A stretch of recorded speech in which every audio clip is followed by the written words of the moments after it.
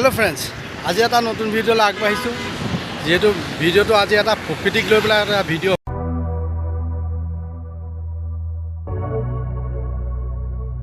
হ'ব ভিডিওটো চাই ভাল পাব আৰু ভিডিওটো নিশ্চয় শেষলৈকে চাব ভিডিওটো এজন মানুহক লৈ পেলাই আজি ভিডিওটো বনোৱা হ'ব যেহেতু এজন প্ৰকৃতি মানে বৰ প্ৰকৃতিপ্ৰেমী মানে মানুহজন তাকে কালি লগ কৰিছিলোঁ মানুহজনক আপোনাক দেখাইছিলোঁ বাবাদা দোকানী বুলি যে কওঁ অকণমান ধেমালিও কৰিছিলোঁ কালি আগৰটো ভিডিঅ'ত অকণমান ধেমালিও ধৰণেও কৈছিলোঁ কিন্তু বাবাদা বহুত প্ৰকৃততে বহুত ভাল মানুহ আৰু বহুত চিন্তাধাৰণাটো বহুত মানুহৰ লগত নিমিলে কোনো মানুহৰ লগত নিমিলে চিন্তাধাৰণাটো তাকে তেখেতৰ ওচৰলৈ যাম আৰু ভিডিঅ'টো চাব ভিডিঅ'টো চাই লাইক কমেণ্ট শ্বেয়াৰ কৰিব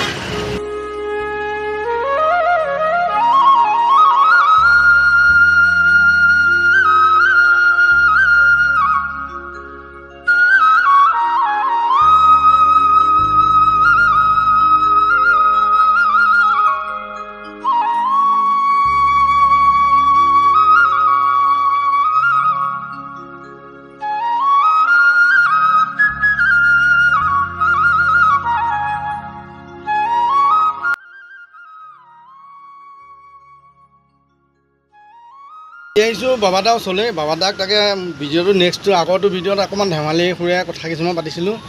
আজি ভিডিঅ'টো হৈছে আজি বাবাদাক লৈ পেলাই আৰু একদম ডাঙৰ টপিক এটা আছে ডাঙৰ টপিকটো হৈছে আপোনালোকক মই শুনাম ডাঙৰ টপিকটো কি ধৰণৰ আজি 4 লেনযুক্ত যিটো ঘাইপথ যিটো ৰাষ্ট্ৰীয় ঘাইপথতো আপোনাৰ 4 লেনটো বনাওঁতে বহুত গছ গছনি কাটি ধ্বংস কৰি দিলে আপোনালোকক দেখাইছোঁ নিজে 4 লেনত কোনো গছ গছনি নাই আজি মানুহ জীয়াবলৈ কৰিবলৈ অকণ ছাঁ জেগা নাই কিন্তু আজি বাবাদাই নিজে দোকান সৰু সুৰা এখন দোকান দি পেলাই চলি আছে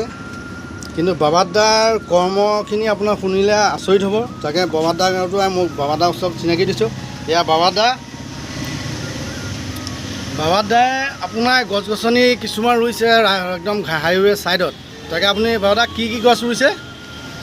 নিম জামুক আছে অৰ্জুন আছে ঔটেঙা আছে মধুৰি আছে আৰু কি গছ একদম মই নাজানো পুলিটো বকুল আছে তাৰপৰা আছে মধুৰি এইটো কি কয় অমৰা এইখিনিয়ে তাকে চাওক আপোনালোকে নিজে চিন্তা কৰক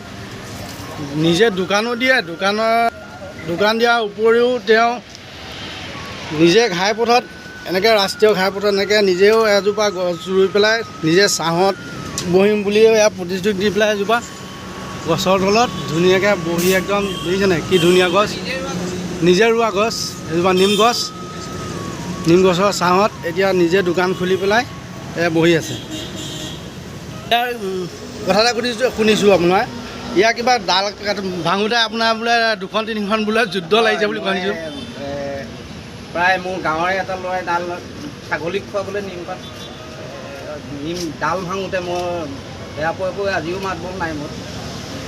আৰু এটা ল'ৰাই নিমপাত দি থাকোঁতে মোৰ সতীৰ্থ হৰিমনে আৰু জান বুলি ল'ৰা এটাই মই নাই মৰা আৰু মই বুঢ়া হ'লোঁ এতিয়া সিহঁতি মাৰিছোঁ আৰু এইখিনি মই আচলতে ময়ে নহয় হৰিমন বোলা ল'ৰাটো সিও গোবৰ পানী ছটিয়াই মেলি থাকে মই সি তাক আনে মই ৰুওঁ এনেকৈ মই নিজে এইজোপা গছৰ তলত নিজে ৰুই ডাঙৰ কৰি পেলাই নিজে দোকান দিছোঁ চবতকৈ ডাঙৰ কথা গভৰ্ণমেণ্টলৈ মই অনুৰোধ ইমান মাটি থকাৰ পিছতো এই যে গোটৰ মানুহবোৰক ডাল এটা ভাঙি আনি ফটো এটা লোৱাতকৈ অন্ততঃ এই 4 লেনযুক্ত ৰাস্তাটোত মাজত বা ছাইডত এনেকুৱা এটা ব্যৱস্থা কৰা ভাল হ'ব নেকি যে গছ পুলি ৰোৱা কাৰণ এতিয়ালৈকে আমাৰ অসমত শদিয়াৰ পৰা ধুবুৰীলৈ নাই বুলি 10খন কাজিৰঙা কটা গ'ল সেইটোহে অনুৰোধ কৰোঁ ৰাইজক গছ পুলি এটা ৰুব লাগে তাকে আমিও অকণমান চিন্তা কৰিব লাগে যিহেতু গছ কটাটো ডাঙৰ কথা নহয় এজোপা গছ কাটি পেলাই যদি 10জোপা গছ ৰুব পাৰোঁ তেতিয়া বেলেগ কথা কিন্তু হ'লেও গছ ৰুবহে লাগে কাটিব নালাগে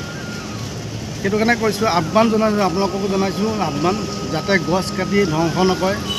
কাৰণ গছ থাকিলেহে জীৱ জন্তু জীয়াই থাকিব। সেইটো কাৰণে যিখিনি আমাৰ ফলনযুক্ত যিমানখিনি গছ আজি কটা হ'ল তাৰ বিনিময়ততো তেনেকুৱা 10জোপা গছ তেনেকৈ হোৱা নাই, তেনেকৈ ৰুব পৰা নাই। যদি নিজৰ ব্যক্তিগতভাৱেও যদি আমি ঘাইপথৰ যদি 2জোপা গছ ৰুব পাৰোঁ আমাৰ নিজৰ কাৰণে ভাল। আৰু শেষত মোৰ এইটো ভিডিঅ' মই সমাপ্ত কৰিছোঁ আৰু নেক্সটটো ভিডিঅ'লৈ সাজু হৈ থাকিব। ভিডিঅ' যদি ভাল পায় লাইক কমেণ্ট শ্বেয়াৰ কৰিব।